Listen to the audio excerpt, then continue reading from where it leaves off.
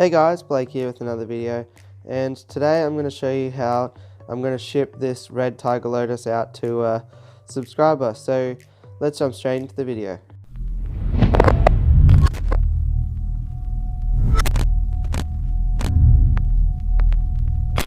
Okay, so a subscriber reached out on my Facebook page. There's a link down below in the description if you also want to reach out and send me a message for whatever reason, but basically the subscriber just mentioned that I have this red tiger lotus in a lot of tanks, and she was really keen to pick some up. So I said, she asked me actually where to get it from. I said, well, send me your address and we'll get some out to you. So today I'm going to pack it, and I'm going to show you exactly how I pack plants to ship them.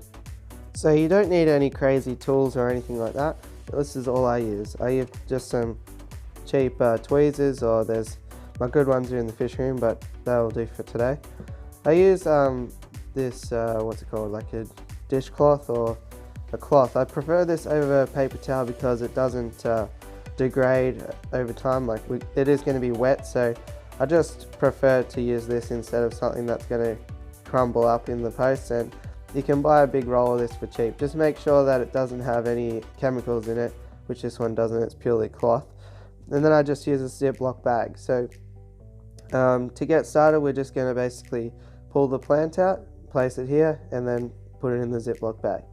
I used to actually do a lot of plant sales on eBay, but turns out that a lot of people these days are trying to scam too much by claiming that they arrive damaged and stuff like that, when I know from my own testing that this method works. So basically, yeah, I don't really sell that much anymore, except for on Gumtree sales, or if any of you guys are after anything, of course I'll do my best to look after you.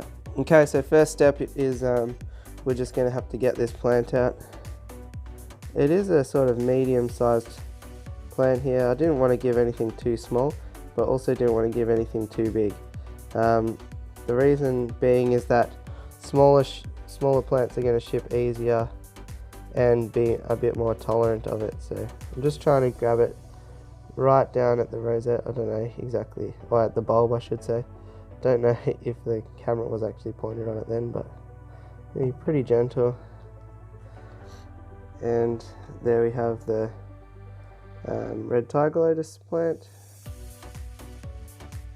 If there are any sick leaves or anything like that, it's a good opportunity to pull them off at this point.